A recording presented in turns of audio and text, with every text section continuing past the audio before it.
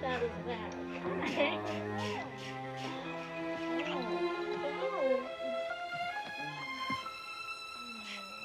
Come on. It's not made out of stone. Somebody there.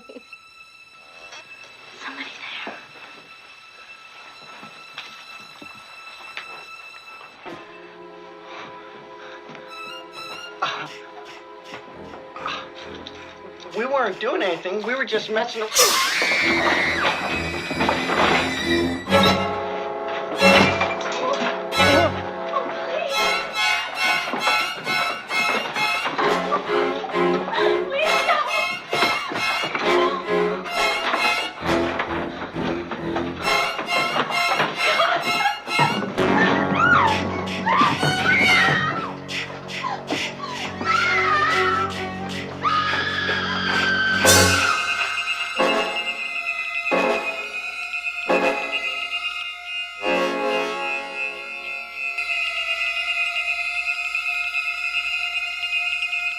Olá pessoas, aqui quem fala é o Juquiba e o assunto vai ser sempre terror. E eu sei o que vocês vão falar, que eu tô atrasado 15 dias com esse vídeo, mas acabou caindo numa data bem sugestiva para tratar desse clássico gigantesco do terror.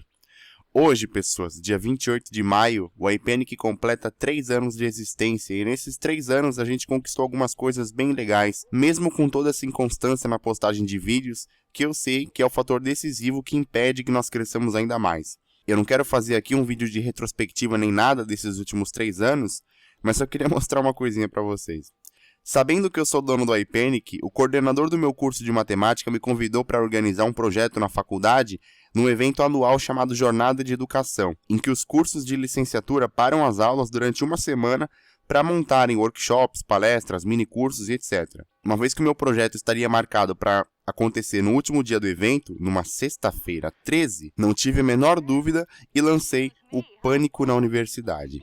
Com a devida divulgação, o projeto foi um sucesso. Mais de 200 pessoas fizeram fila, fizeram muito barulho e esperaram ansiosamente pelo nosso evento. Tô deixando passar aí de fundo algumas cenas para vocês terem ideia de como foi. E pra mim foi uma realização do caralho ver geral na fila esperando pelo bagulho que eu criei. Só tenho a agradecer à minha faculdade pela oportunidade, ao meu coordenador por ter lembrado de mim, e claro, a todos que compareceram, e aos alunos do curso de matemática que me ajudaram a montar esse projeto. Queria agradecer também ao pessoal da página Spotted Unisantos por ter ajudado na divulgação lá na página, que foi o maior sucesso, geral, chamando geral. Bom, foi foda demais. Enfim, antes de quaisquer coisas, preciso sugerir a vocês que curtam a página do iPanic no Facebook, porque é só lá e apenas lá que vocês vão saber qual o próximo filme que esse canal vai revisar. Também estou no Instagram e no Snapchat, e para aqueles mais antigos que quiserem saber meu Windows Messenger, adicionem aí juquibaportaoakley@hotmail.com, tá?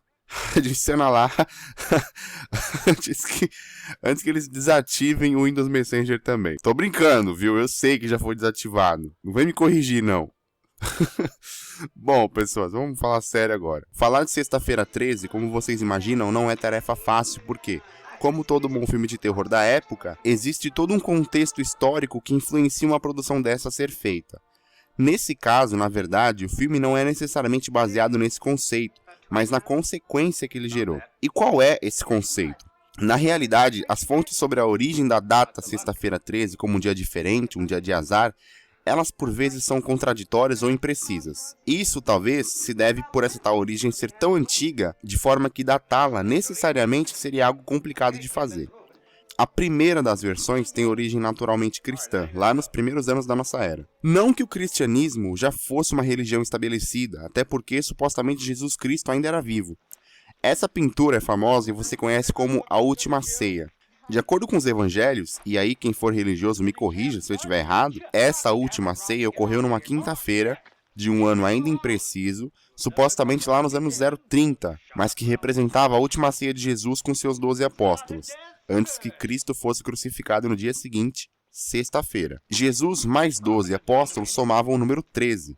E aí você pode perguntar, beleza, mas qual é a relação do número de pessoas numa mesa com uma data, um dia da semana? Isso, na verdade, não é exclusividade cristã. Tempos depois, no auge da mitologia nórdica, houve uma lenda que versava que Odin, um dos principais deuses dessa mitologia, teria realizado uma grande ceia com outras 12 divindades convidadas.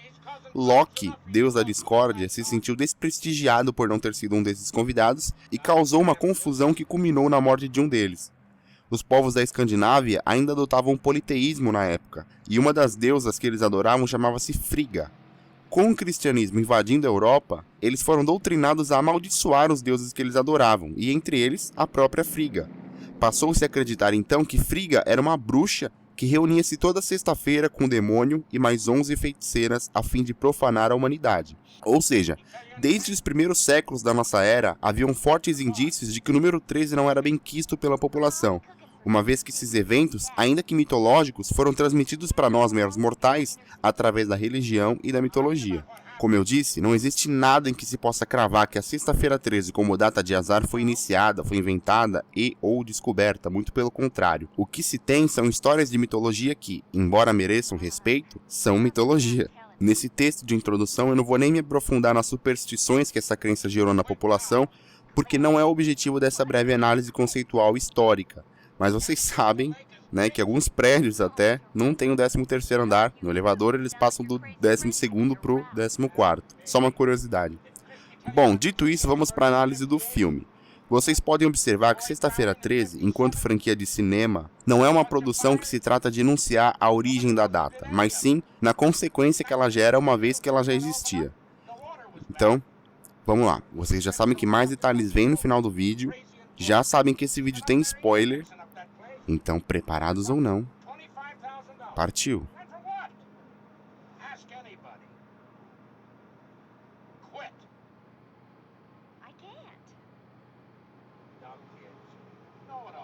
Nós estamos em 1980, na cidade de Hope, no estado de Nova Jersey. A monitora Annie Phillips para numa loja de conveniência à procura do acampamento de Crystal Lake, para o estranhamento de todos os que estavam ali presentes.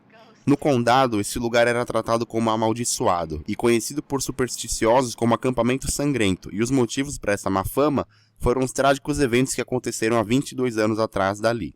O caminhoneiro Enos, e não é o sal de fruta, ele se compromete a levar a menina até lá perto, mas durante o percurso ele faz questão de contar um pouquinho do passado daquele lugar, para que a menina tivesse certeza de que queria mesmo ir para lá. Ele falou lá sobre um casal de jovens que foram assassinados lá em 1958, que vocês viram aí no começo, sobre um outro jovem que morreu afogado no ano anterior, que vários incêndios depois disso aconteceram, impedindo que o acampamento voltasse a funcionar e estranhando que mesmo assim, alguns jovens topavam ir para lá, sabendo de toda essa mística envolvendo o lugar. Mas ele sabia que isso era culpa de Steve Christie, dono de uma companhia de formatura. O caminhoneiro soltou a Annie na estrada, mas ainda assim não tão perto do lugar onde ela pretendia ir. É claro que ele não deixou ela lá no acampamento, porque em todo o condado de Hope existia essa tradição, essa mística de que o acampamento de Crystal Lake era amaldiçoado. Bom, simultaneamente a isso, um outro carro chegava ao acampamento. 3 outros jovens chamados Ned Rubinstein, Jack Burrow e Mercy Stanler também procuravam Steve Christie, até então dono de Crystal Lake, porque Steve os tinha contratado para serem guias de uma excursão de verão, para crianças que estavam prestes a chegar naquele lugar. Tá, mas que diabo era realmente o acampamento de Crystal Lake? Bom, sabe esses lugares mais afastados para onde formandos no 9º ano do ensino fundamental organizam viagens de formatura e tudo mais? É que eu não sei muitos exemplos, mas aqui em São Paulo tem o Rap Lago. Juquiba, é tipo Porto Seguro? Não, Porto Seguro é mais para formandos do 3º ano do médio. Então, Crystal Lake, o acampamento, era tipo um Rap Lago, e a missão desses jovens, por enquanto, era fazer os últimos ajustes no local, pois dali a 2 semanas as crianças chegariam lá para passar uns dias tranquilos e favoráveis. Bom, Annie Phillips era uma dessas guias, mas ela seria a encarregada da cozinha. Vocês lembram que o caminhoneiro lhe deu uma carona, mas deixou ela indo um pouco longe do acampamento, né? Pois é, caminhando pela estrada, um outro carro passou por ela e atendeu ao seu pedido de carona. Só que, já dentro desse carro, Annie percebeu que o motorista, cuja identidade até então era mistério tanto para ela quanto para nós, desviou propositalmente da rota para onde uma placa que indicava Crystal Lake apontava. Percebendo que a velocidade do veículo aumentava cada vez mais, ela ficou assustada. Ainda mais quando ela pedia para o rapaz parar o carro para ela descer e ele não lhe dava ouvidos.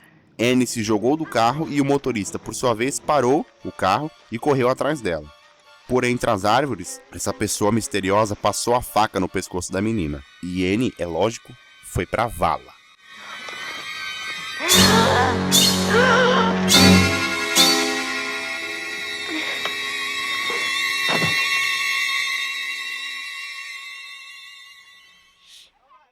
Tá, agora voltando ao acampamento. Aproveitando que Steve Christie, o dono da companhia, estava ausente, a rapaziada lá aproveitou para se divertir um pouco no lago. Quando eu digo rapaziada, eu digo aqueles 3 novos guias que chegaram de carro e mais 3 que já estavam por lá, que eram Bill, Alice e Brenda. Em certo instante, um policial chega ao acampamento procurando por Ralph. Ralph, pessoas, era um louco do condado que tentou convencer a Annie lá atrás a não ir para Crystal Lake. Ao que parecia, esse doido estava desaparecido. E segundo o relato do policial, o Ralph já tinha um histórico de violência sempre que ele bebia. E isso automaticamente nos remete à morte de Annie, causada por alguém que até então não conhecemos. Pode ter sido ele? Pode. Mas os jovens no acampamento juraram que não viram esse cara, e o policial vai embora. Mas vejam vocês que surpresa agradável, pessoas. Ralph estava lá. Fazendo o quê? Ninguém sabe. Ele era louco, né? Ele se autodenominava um enviado de Deus para pedir aos jovens dali que saíssem daquele lugar porque lá era amaldiçoado. Mas vocês acham que um grupo de jovens descolados como esses ligariam para a opinião de um doido varrido? O cara foi embora com a sua bicicletinha. Então, como eu sei que é um filme com muitos personagens, vamos só repassar rapidinho em quem a gente tem até agora. Jack, Marcy, Ned, Brenda, Bill e Alice. O caminhoneiro Enos não aparece mais no filme, então não é a mais importante. E a Annie já foi pra casa do cara. Tá. Mas quando a noite caiu, Marcy e Jack foram pra uma das cabanas praticar o coito, aproveitando que uma tempestade parecia iminente. Eles aproveitaram bem a parte de baixo do beliche, mas sem perceber que nesse tempo todo na cama de cima estava Ned Rubinstein, mais morto do que não sei o que. Mas até então eles não viram nada. Quando Marcy levantou para ir ao banheiro, deixando Jack lá fumando, esperando por ela, ele sentiu um pingo cair em sua testa, um pingo de sangue. E para sua surpresa, na verdade praticamente nem deu tempo de perceber a surpresa, alguém debaixo de sua cama atravessou uma lança no pescoço dele, levando Jack para a vala, e tudo isso na calada da noite, e de forma silenciosa, enquanto Bill, Brenda e Alice jogavam Strip e Monopoly numa outra cabana. Eu falei que a Marcy tinha ido no banheiro, né? Então, dentro do banheiro, ela ouviu barulhos. E aí ela pensou que fosse uma brincadeira de Ned, que até aí fazia tempo que ela não ouvia. Lembrando que até então ela não sabia que Ned já tinha ido para a vala. Agora sim, para surpresa de Marcy, uma pessoa enfia um machado na cara dela. Ou seja, pessoas, como em nenhum momento nós vemos quem matou esses jovens, não era tão sensato afirmar que todos foram mortos pela mesma pessoa. Até aqui, o que é plausível dizer é: todos morreram, aparentemente sem motivo e praticamente no mesmo lugar. Mas não se pode afirmar até agora que o responsável por tudo isso foi somente uma única pessoa. Bom, quando Brenda preparava-se para dormir em sua cabana, que não era aquela onde ela jogava com Alice e Bill, já de pijama e deitada na cama, ela ouviu gritos de socorro. Pareciam gritos femininos. Só que numa área remota como aquela, com todo aquele barulho da tempestade, o vento, era complicado perceber de onde vinham aqueles gritos. Até que, no meio do campo de tiro do acampamento, os refletores dessa área foram acendidos por uma pessoa e, da outra cabana, Alice pensou também ter ouvido gritos, mas que pareciam ser da própria Brenda. Então, Alice e Bill vão em cada uma dessas cabanas, no banheiro, em todo lugar procurar tanto por Brenda quanto por Jack, Marcy e Ned, mas eles não encontram ninguém, muito pelo contrário. O que eles encontram, na verdade, é o machado ainda um pouco ensanguentado que dilacerou Marcy instantes mais cedo. Mas é claro que eles não pensaram que aquilo tenha matado alguém, ainda que estivesse com um pouco de sangue envolvido.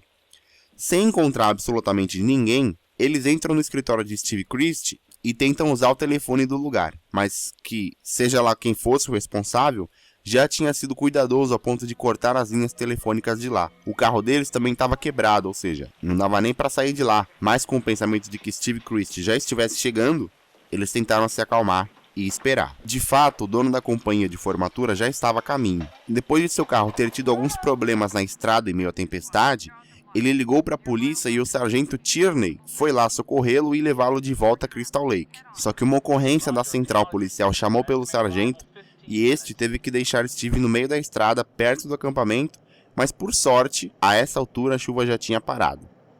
Bem, mas logo que Steve chegou, bem na placa de boas-vindas, alguém munido de um refletor com uma luz muito forte contra ele o recepcionou da pior forma possível. Steve também já era. Esse alguém desligou o gerador do acampamento, deixando Alice e Bill sem energia elétrica. Mas para Alice tanto melhor porque ela estava tentando dormir. E o Bill, pessoas, foi lá no gerador verificar o que havia causado a queda de energia. Beleza, ele foi lá e não conseguiu encontrar o problema. Mas enquanto ele estava lá, a Alice acordou toda assustada, o que motivou ela a vagar pelo acampamento procurando pelo Bill. Podemos dizer que ela encontrou.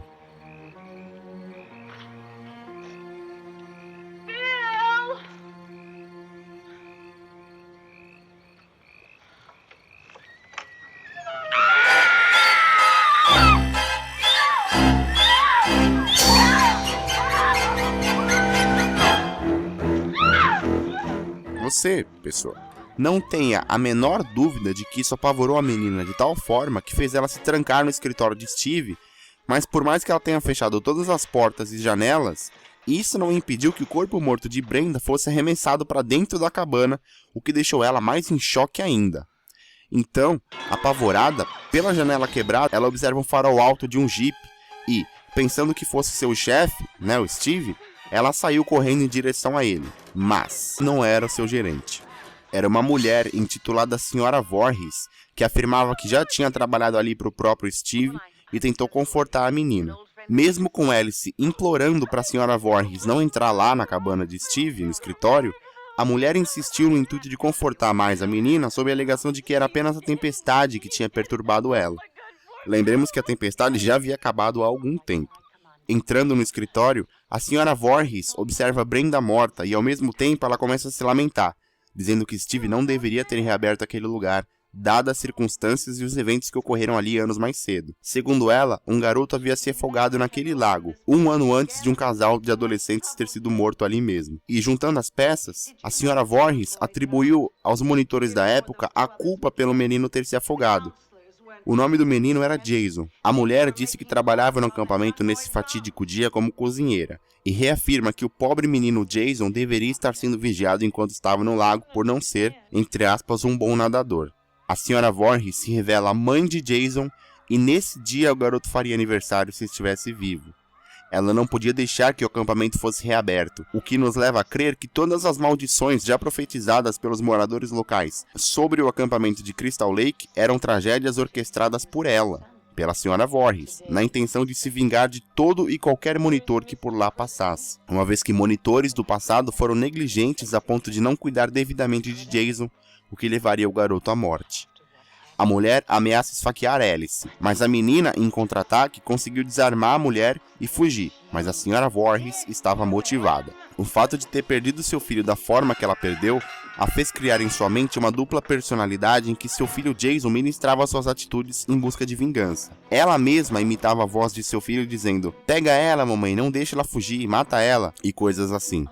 Muito mal escondida, Alice é encontrada mais uma vez e dessa vez um confronto mais físico acontece, mas termina com Alice escapando novamente rumo à escuridão da floresta para despistar a mulher e em seguida a garota se trancou na despensa do escritório de Steve. Também não demorou muito para a Sra. Voorhees encontrá-la na despensa, mas pela terceira vez a mulher foi abatida e Alice, por ter visto sangue saindo da cabeça da velha, achou que ela estava morta e por isso fugiu em direção ao lago, onde havia um barco que podia significar a liberdade desse pesadelo. Aliás, eu vou até evitar usar a palavra pesadelo nesse vídeo para evitar briga, Se é que vocês me entendem. Então, à beira do lago, a Alice para, fica pensando, e nesse meio tempo, adivinhem quem aparece por trás dela com uma faca imensa. Isso, a senhora Voorhees, que tenta apunhalar a menina, mas é combatida e um novo confronto físico acontece e termina letal para a velha que tem sua cabeça arrancada de seu corpo. Agora sim, significando o fim daquela inesquecível Sexta-feira 13 para Alice. Finalmente, ela entrou no barco e ficou à deriva, próxima ao acampamento, esperando pelo amanhecer. A polícia chega ao local, aparentemente sem nenhuma chamada, e encontra Alice, que é imediatamente levada ao médico para tratar dos ferimentos que teve enquanto lutava pela vida. Em repouso, no hospital, ela tem uma visão de que quando percebeu a polícia chegando ao acampamento, o desfigurado garoto Jason emergiu da água e tentou puxar a garota para a morte, mas isso foi só uma alucinação dela enquanto descansava medicada. Alice, acordada, tinha certeza. O garoto estava vivo e ainda estava lá em Crystal Lake. Sexta-feira 13, ou simplesmente Friday the 13th, é o primeiro filme da franquia Sexta-feira 13, ou simplesmente Friday the 13th, de terror slasher, tendo essa primeira parte sido lançada em 1980 e distribuída pela Paramount em solo norte-americano e pela Warner para o resto do globo. Aos bolsos da bilheteria, apenas em solo doméstico, a produção alcançou os 40 milhões de dólares. Ao IMDb, o longa registra uma média de 6,5, ou seja, nota azul, média que por pouco não vai de acordo com a recepção dos especialistas, que cultuam a produção como uma das mais clássicas da história do gênero, e por isso capricham um pouco mais na nota, embora exista um problema que eu já vou mencionar. O filme é classificado como slasher, mas, excepcionalmente essa primeira parte tem apelo mais psicológico, porque o que caracteriza o slasher é a presença de um assassino mascarado que persegue as pessoas, o que não é o caso aqui, e é daqui que surgiu parte das notas ruins que o longa adquiriu na opinião popular. Hoje, quem procura ver Sexta-feira 13 já vai pensando em quê? Em ver o Jason atuando pela primeira vez. Quando elas terminam o filme e percebem que o Jason, nessa primeira parte, é apenas citado e brevemente explicado e exposto, a pessoa já pensa, esse filme é uma droga, tá vendo? Por isso que eu não gosto de filme antigo. E não é assim que a gente deve pensar. A franquia tem o respeito e o respaldo da crítica justamente por talvez não ter entregue logo de cara o que estaria por vir nas próximas sequências. Talvez até Sexta-feira 13, seja uma introdução, um prelúdio, se a gente for julgar que a franquia tem Jason Voorhees como antagonista e personagem principal. Então muito cuidado na hora de julgar os filmes somente pela expectativa que você cria em cima dele ou pela data em que ele foi lançado, tá? Em 2009, aliás, uma refilmagem foi lançada e existe outra prometida para 2017, em que boatos na internet e algumas sinopses que já circulam afirmam que o filme explicará o mistério envolto de Jason, na imortalidade, entre aspas, dele, o que na minha opinião pode acabar com toda a graça da franquia. Também existe uma série de TV prometida para o ano que vem, inspirada nessa produção. Sendo assim, pessoas, dados o meu conservadorismo para filmes de terror e meu gosto pessoal pelo Jason e pela história dele, o filme comigo tem nota 8.